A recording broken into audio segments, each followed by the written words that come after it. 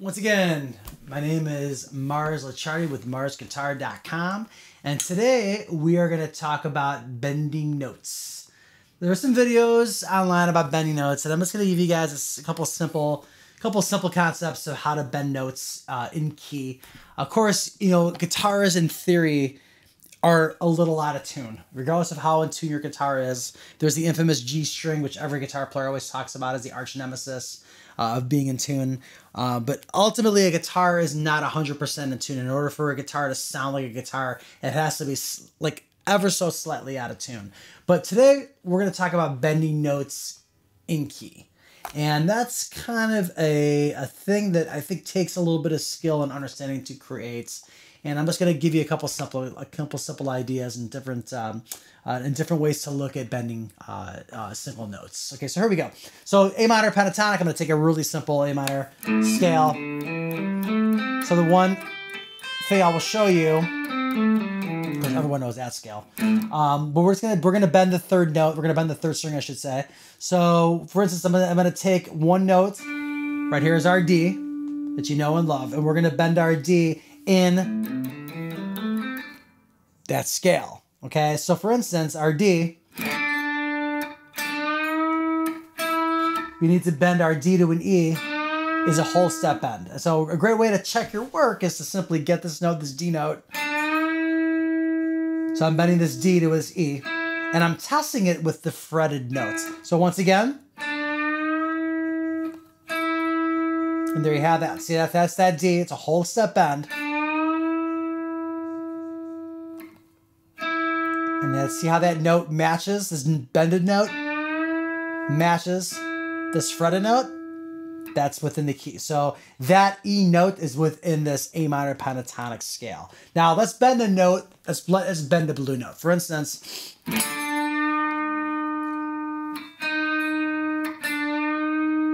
that's a half step bend, that's a blue note. So we're bending this note to that note. So this note's technically out of key, right? But it's also cool if you're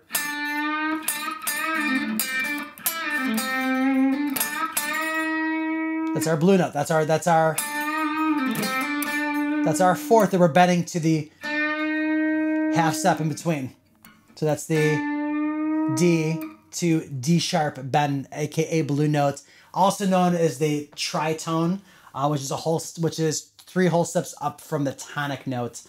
So here's our D note, checking our work in a sense to the D sharp note. Once again,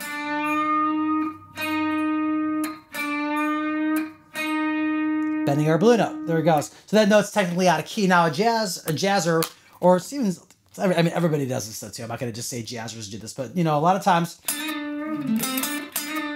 they'll, instead of bending that note, somebody will, you know, that's maybe a little bit more, you know, maybe not so bluesy in a sense, will actually slide that blue note. But it creates kind of more of a rhythmic pulse when you're sliding the note opposed to bending those. So once again, listen to these 2 examples. So we have same notes, but rhythmic,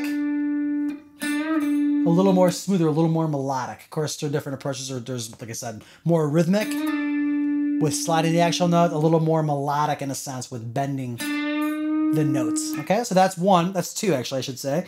Another one would be, we're going to bend this. We're going to bend our D to this F now. So F actually is not in the A minor pentatonic, but F is in the A minor scale, the A Aeolian scale. Of course, as we know that and love it, it kind of sounds kind of weird when you're playing together at first, but it's actually a sharp 5 or a flat 6 tone. Very minor, so check this out.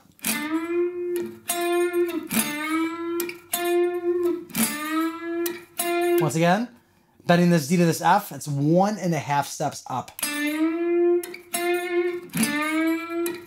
Now, to bend that note right away to that particular pitch might take some practice and some years of experience to get to that, knowing where you're there to bend to. But for instance, one more time.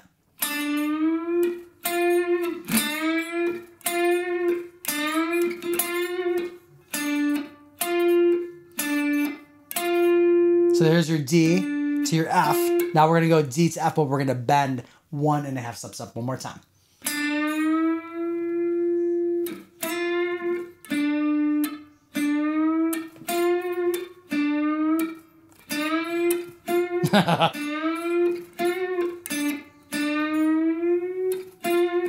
That time I went sharp. Hear that?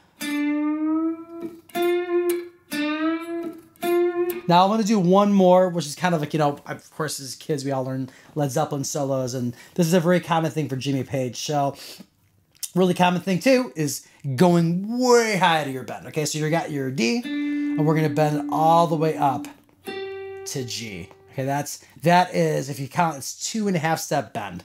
Okay, here we go.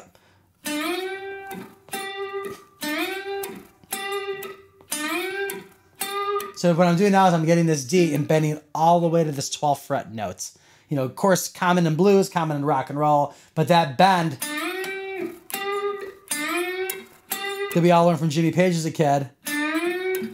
Now the cool thing too, this could be applied to any string. You could do it on the first string, you do it on any string you want. But basically, we're taking the third string, because the third string to me I think is a great place to start.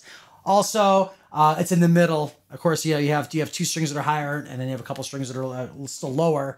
So it's kind of a good eye range to get started for if you're an intermediate player trying to practice your bends. One more thing I think it takes a little bit more practice is to bend a note and then vibrato it on the top. This is something that, you know, this is one of my favorite things in the world to do, playing blues. So here we go.